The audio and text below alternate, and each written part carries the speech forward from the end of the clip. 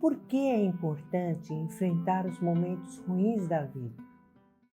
De acordo com o levantamento feito pela Organização Mundial de Saúde, a OMS, o Brasil tem cerca de 18.600.000 pessoas com algum tipo de transtorno de ansiedade. O estudo revelou que, se comparado com outros países, os brasileiros são os mais ansiosos do mundo e realmente os dados são preocupantes. A ansiedade é uma reação normal em resposta a qualquer situação considerada perigosa ou estressante. Ou seja, todas as vezes que você se sentir ameaçado, preocupado ou em risco, o seu cérebro vai gerar uma mistura de medo, nervosismo e inquietação para lhe avisar que alguma coisa está prestes a acontecer. Pode ser prejudicial a você. Quando normal, a ansiedade pode ser benéfica para a pessoa, aumentando as suas chances de êxito.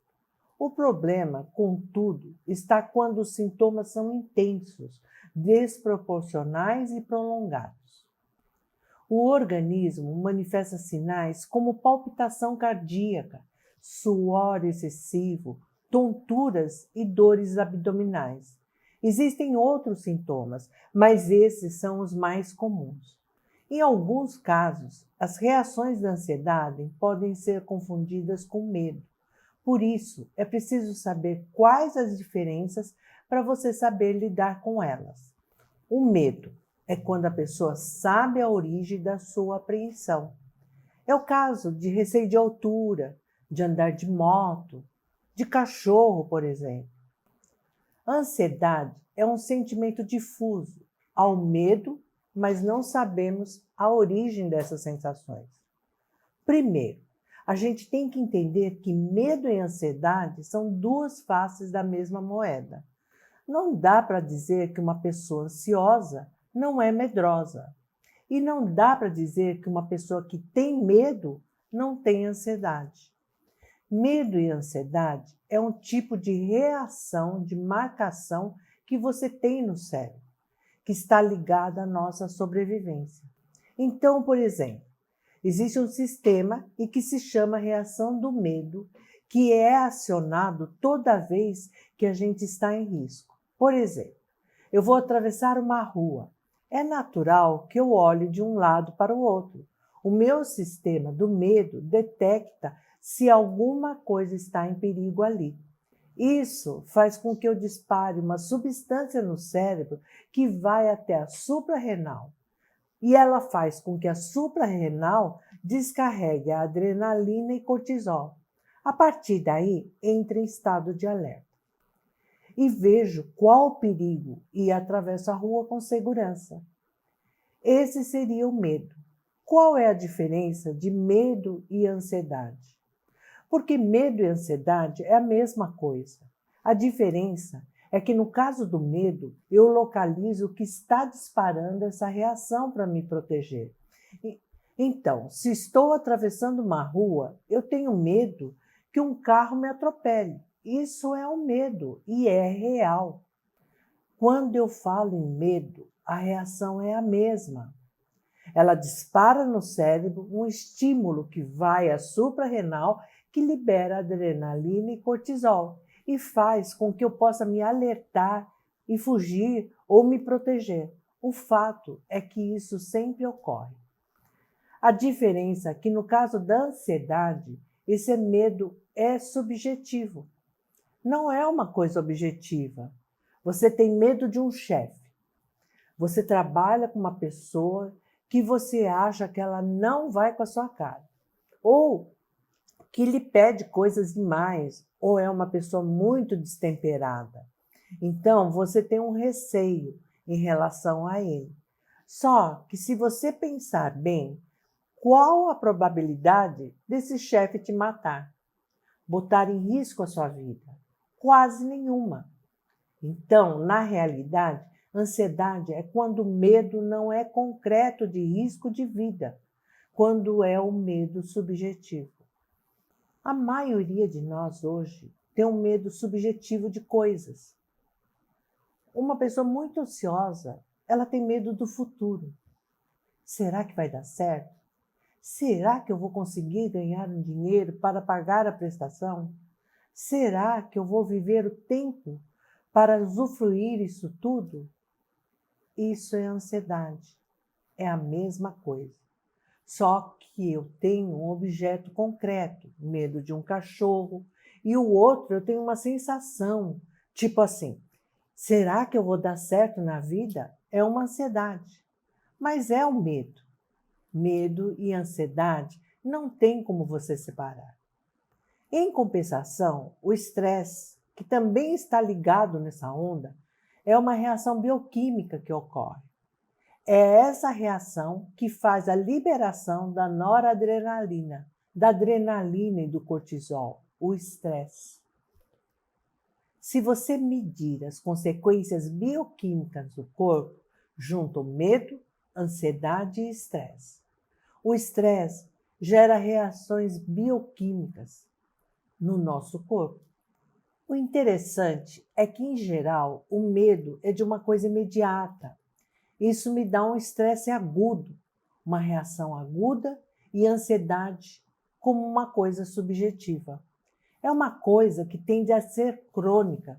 Por isso que toda vez que há um excesso de ansiedade, ela deixa de ser protetora para ser adoecedora. Então, ansiedade crônica vai dar os tais dos transtornos de ansiedade, que aí a gente tem o pânico, ansiedade generalizada, as fobias, a fobia social. A fobia social é uma coisa tão interessante que é um medo específico, medo enorme e exagerado de falar em público, de se expor em público. A gente tem que ter um pouquinho mais de visão, porque a fobia social hoje ela é muito mais comum do que a gente imagina. As pessoas sofrem por isso. E é um medo, não deixa de ser um medo infundado, porque a gente chama de transtorno de ansiedade. Na realidade, é um medo, mas é uma ansiedade. Nenhum palestrante foi morto pelo seu público, por isso é um medo subjetivo, por isso é ansiedade. E ansiedade em excesso é um transtorno de ansiedade, que nesse caso é fobia social. O mais fundamental é nós entendermos esse processo, porque nem o medo, nem a ansiedade são coisas em vão. Elas vieram no nosso DNA, elas estão cravadas no nosso DNA. Desde que o ser humano está na Terra, para eles sobreviverem, somente os medrosos entre os outros sobreviveram. Porque se você fosse enfrentar um bicho, uma caça, sem estar preparado, ninguém estaria aqui para contar a história. O medo e a ansiedade não são coisas ruins. Só é ruim quando é excessivo.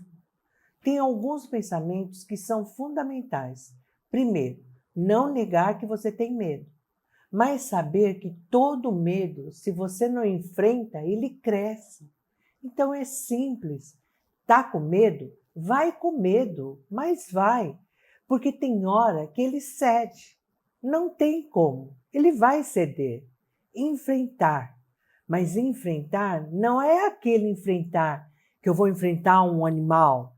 Enfrentar a certeza que vai passar. Porque por maior medo que uma pessoa pode sentir na vida, é uma crise de pânico. Mesmo a crise de pânico, ela passa, ela dura de 20 a 40 minutos.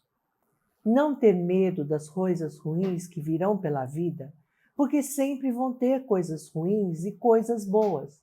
A gente amadurece. Nada mais é do que você ganhar uma força de resiliência para lidar com as coisas que não são boas e não serão. E todo mundo vai ter.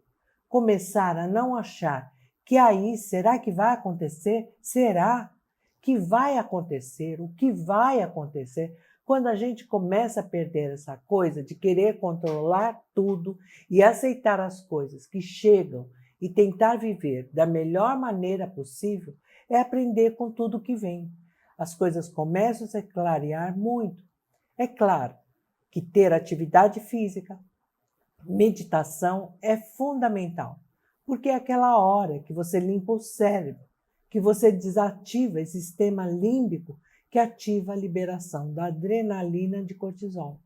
A meditação lhe dá essa parada para você reabastecer.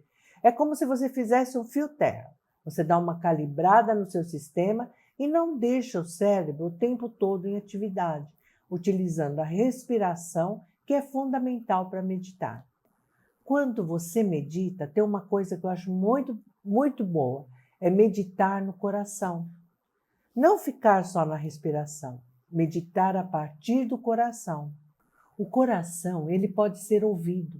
Então, isso da gente parar e ouvir a batida do coração, nós começamos a tentar que o coração faz o barulhinho. E é bom que ele faça, não é? Então, a gente só repara que o coração está batendo na hora que ele está numa crise de pânico ou numa ansiedade. Ele bate e a gente se acostuma com isso. E quais são os sintomas da depressão? Sentimento de tristeza e pesar e perda de interesse em atividades previamente consideradas agradáveis são fundamentais que estejam no quadro da depressão. Eu diria que são os dois sintomas que a gente chama de sine qua non. Todos os outros sintomas podem ou não estar presentes, mas esses dois sempre estarão. Primeiro, sentimento de tristeza e pesar. São pessoas que não conseguem ter um pensamento bom. É sempre aquela coisa triste, pesarosa, perda do interesse em atividades previamente consideradas agradáveis. Ou seja, essa pessoa não mais realiza coisas que antes ela tinha prazer. A pessoa que gostava de dançar, gostava de ouvir música, ela deixa de fazer isso. Segundo, alteração do sono. Interessante é que na depressão, a alteração do sono pode dar insônia. Em geral, é uma insônia que é chamada de insônia terminal. A pessoa deita, dorme e acorda entre 3 e 4 horas da manhã. Terceiro, excesso de sono, que é a hipersonia, que é aquela pessoa que tem uma depressão e ela foge mais dos problemas e ela dorme, não tomando nenhum remédio. Ela dorme muitas horas da noite e muitas horas do dia. Quarto, perda ou aumento de peso.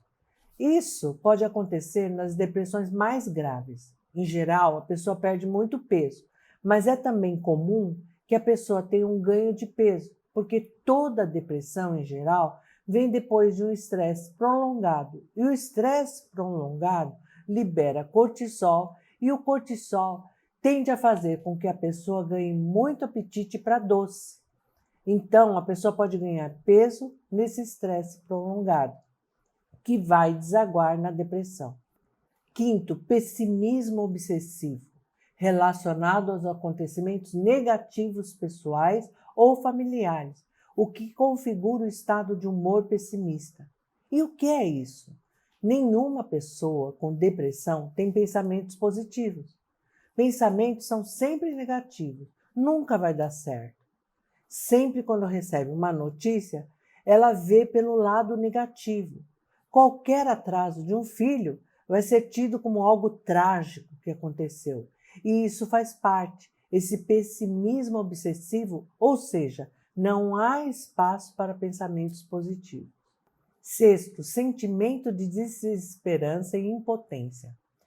Toda pessoa com depressão, ela tem realmente a não ter esperança em nada e boas coisas. É sempre com uma sensação de impotência para fazer alguma coisa para melhorar o lado emocional. O que é isso? São aquelas pessoas que estão tão deprimidas que elas, qualquer coisa que você fale, o choro brota. O choro fácil, aquele choro que está o tempo todo para transbordar. Sétimo, atividade motora mais lenta ou mais agitada. Aí depende da pessoa, porque você pode ter uma depressão extremamente ansiosa, que aquela pessoa que não consegue ficar parada, ela anda para um lado, anda para o outro, não tem sossego. Ou então ela pode ter uma depressão mais lenta. ela se move mais lentamente, ela tem mais dificuldade de fazer as coisas e o raciocínio é mais lento. Em geral, a gente separa da depressão ansiosa da depressão inibida, que é essa depressão que a pessoa dorme mais, fala menos, está sempre muito lentificada. Oitavo, perda de energia e muito cansaço. Isso é muito comum. As pessoas sempre colocam: eu não tenho energia, eu não tenho força para fazer as coisas. Então, isso também é uma característica muito comum da depressão. Nono, estado emocional de apatia ou intensa irritabilidade. É tão interessante porque a gente pode achar que o deprimido não está irritado.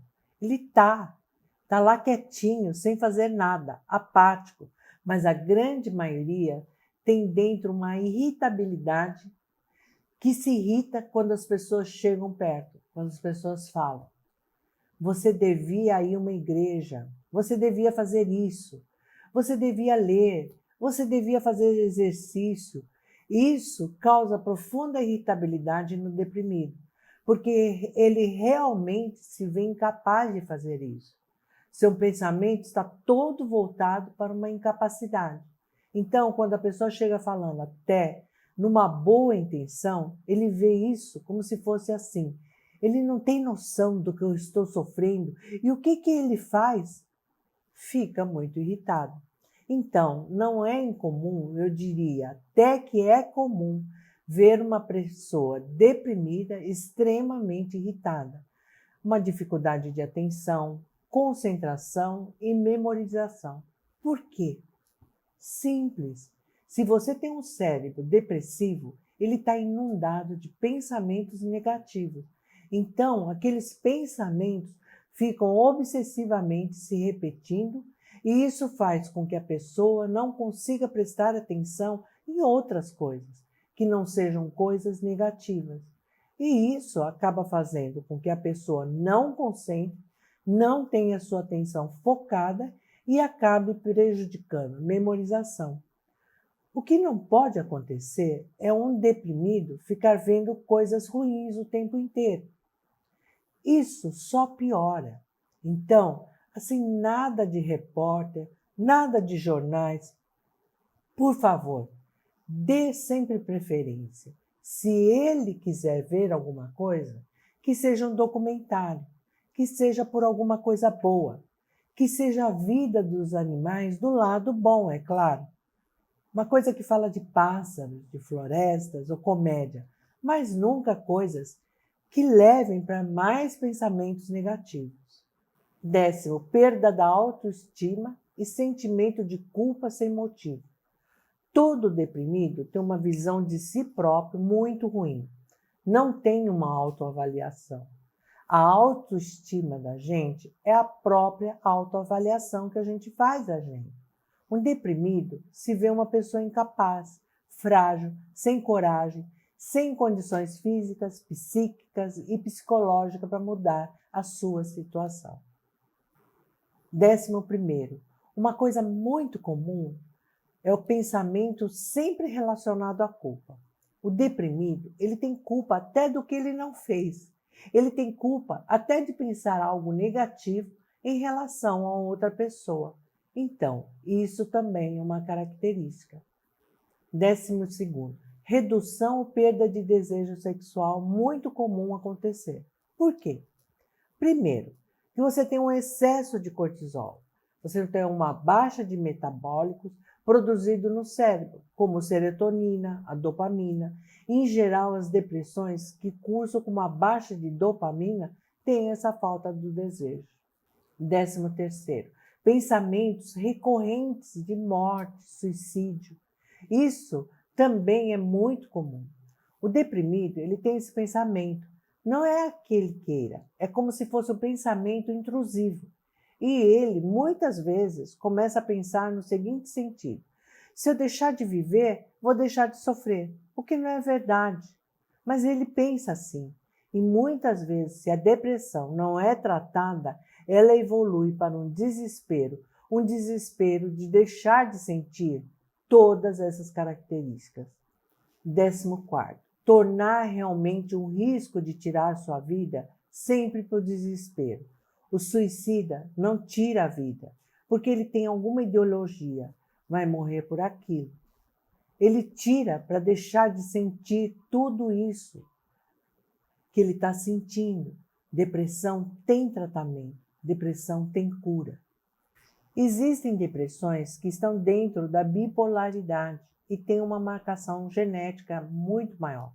Existe a depressão que é só depressão. A pessoa não alterna com a euforia e mania. O que acontece nos últimos anos é que a gente tem visto que, apesar das medicações terem evoluído e fazer muito efeito, para algumas pessoas elas não respondem, principalmente os antidepressivos, devido ao abuso de uso de antidepressivo durante muito tempo. Pelos dados médicos, tem pessoas que estão usando antidepressivo para tristeza e não para depressão. Então, aquela pessoa quando deprime de fato, que a depressão é uma tristeza, muito além da tristeza.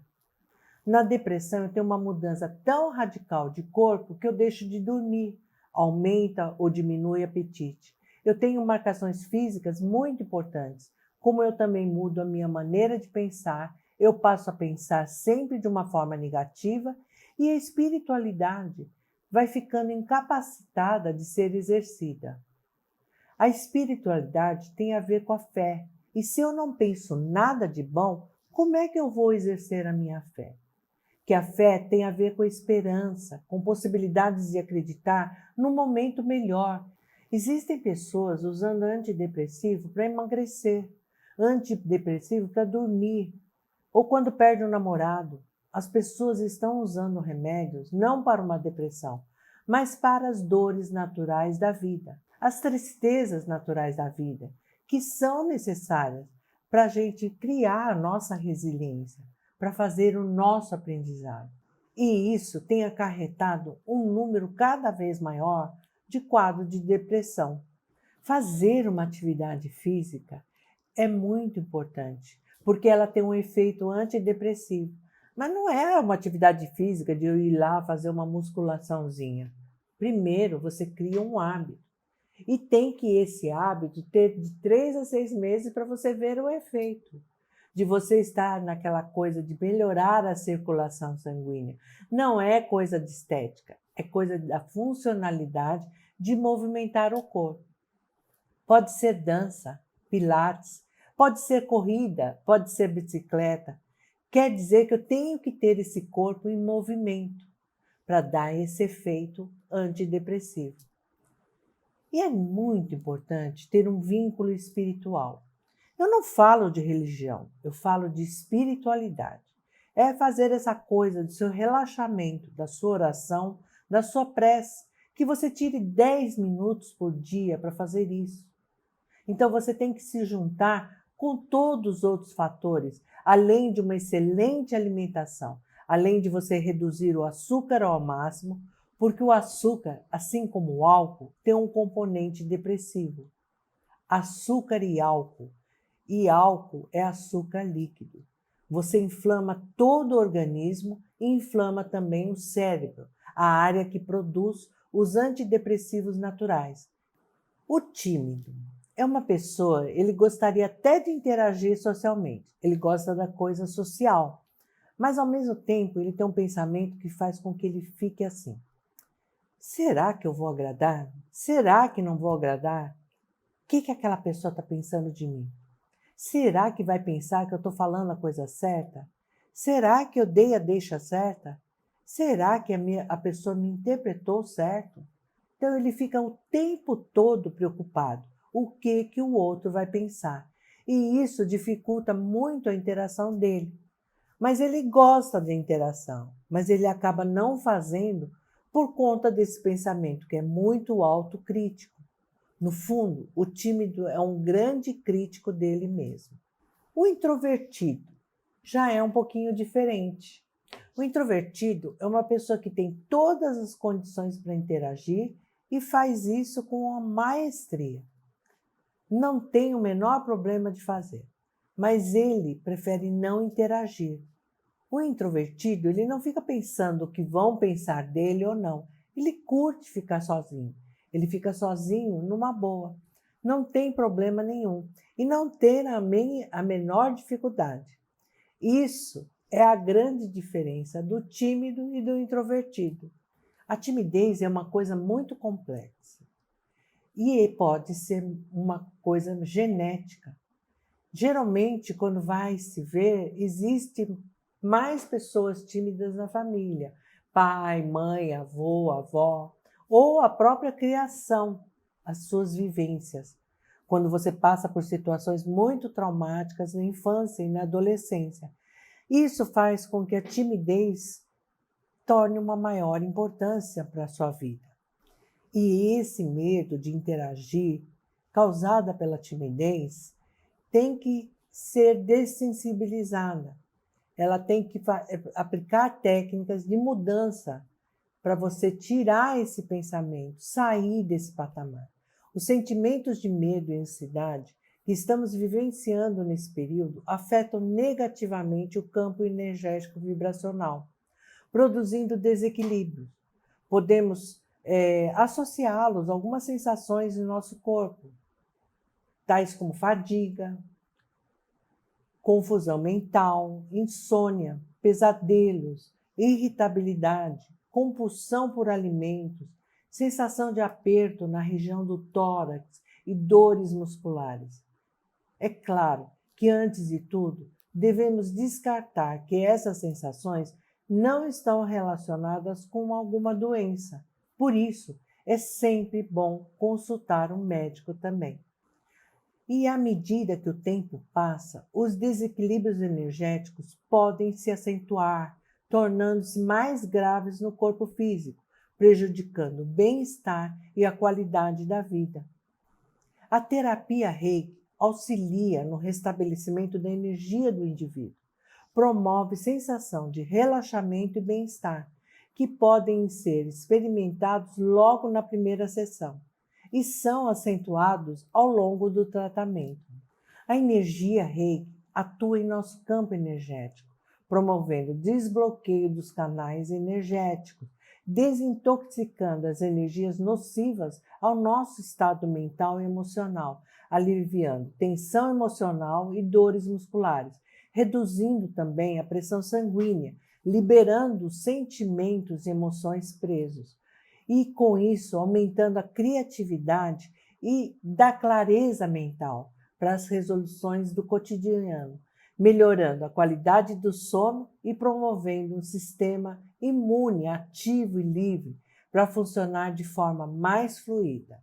O Reiki constitui um sistema de cura através da imposição das mãos, utilizado para o tratamento do corpo físico, atuando nos corpos sutis, etérico, mental, emocional e espiritual, trazendo benefícios que vão além do corpo físico e agindo profundamente, não somente nos sintomas, mas na causa desses. Ela é uma terapia proveitosa, oferecida a indivíduos em situações de saúde e de doença, uma vez que aumenta a energia vital e fortalece o sistema imunológico. Eu sou Julieta Yoshimura. Se você gostou desse assunto e conhece alguém que sofre desse mal de ansiedade ou depressão, compartilhe. Vamos ajudar essas pessoas a enxergar outras possibilidades. Gratidão.